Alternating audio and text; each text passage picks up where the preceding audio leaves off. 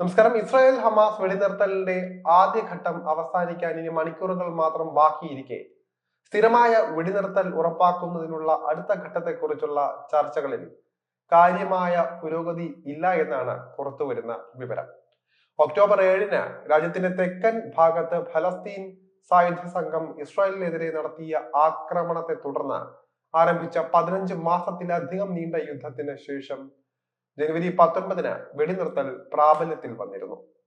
താൽക്കാലിക വെടിനിർത്തലിന്റെ ഭാഗമായി ഹമാസ 25 ബന്ദികളെ മോചിപ്പിക്കുകയും 8 പേരുടെ മൃതദേഹങ്ങൾ ഇസ്രായേലിന് തിരികെ നൽകുകയും ചെയ്തിരുന്നു. ഇസ്രായേൽ ജയിലുകളിൽ തടവിലാക്കപ്പെട്ട നൂറുകണക്കിന് ഫലസ്തീൻ തടവുകാരെ ഫലസ്തീന് കൈമാറുകയും ചെയ്തിരുന്നു. മാസങ്ങൾ നീണ്ട കടുത്ത ചർച്ചകൾക്ക് ശേഷം അമേരിക്ക, ഖത്തർ, അതുപോലെ തന്നെ ഈജിപ്ത് എന്നിവരുടെ മധ്യസ്ഥതയിൽ നിലവിൽ വന്ന വെടിനിർത്തലിന്റെ രണ്ടാം ഘട്ടം ഞായറാഴ്ച ആരംഭിക്കും.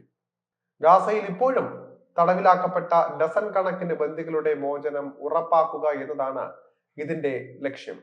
അതേസമയം ഇസ്രായേൽ മാധ്യമങ്ങളുടെ റിപ്പോർട്ട് അനുസരിച്ച് വെടിനിർത്തലിന്റെ രണ്ടാം ഘട്ടത്തെക്കുറിച്ചുള്ള ചർച്ചകൾക്കായി ഒരു പ്രതിനിധി സംഘത്തെ ഈജിപ്തിലേക്ക് അയച്ചതായി പറയുകയാണ്.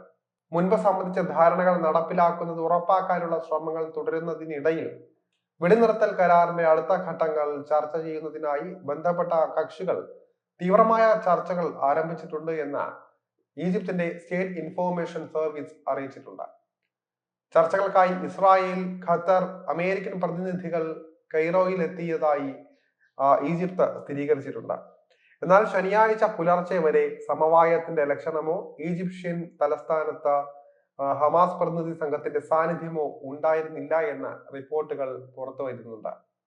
രണ്ടാം ഘട്ടത്തിലേക്ക് കടക്കുന്നതിന് പകരം ആദ്യഘട്ടത്തിന്റെ വിപുലീകരണത്തിലൂടെ കൂടുതൽ ബന്ദികളെ മോചിപ്പിക്കുക എന്നാണ് ഇസ്രായേലിന്റെ മുൻഗണനയെന്ന് പ്രതിരോധ മന്ത്രി ഇസ്രായേൽ കാറ്റ്സ് പറഞ്ഞിട്ടുണ്ട്.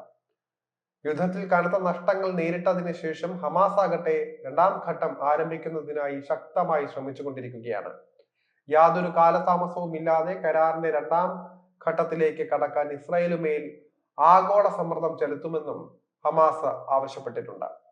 ഹമാസിന്റെ ആക്രമണത്തിൽ ബന്ദികളാക്കപ്പെട്ട 251 പേരിൽ 58 പേർ ഇപ്പോഴും ഗാസയിൽ തന്നെ തുടരുകയാണ്. അതേസമയം ഇസ്രായേൽ ഹമാസ് വെടിനിർത്തൽ കരാർ നിർത്തലാക്കണമെന്ന് UN secretary general Antonio Guterres ചൂണ്ടിക്കാട്ടിയിട്ടുണ്ട്.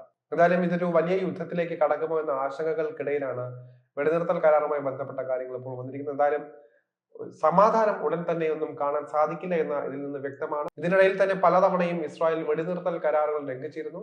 ചെറുത്തുനിൽപ്പുമായി ഹമാസും തിരിച്ചടിച്ചിരുന്നു. എന്തായാലും ഈ ഒരു രീതിയിൽ മുന്നോട്ട് പോവുകയാണെങ്കിൽ ഏത് തരത്തിലേക്ക് കാര്യങ്ങൾ പോകുമെന്ന് പ്രവചനാതീതമാണ്.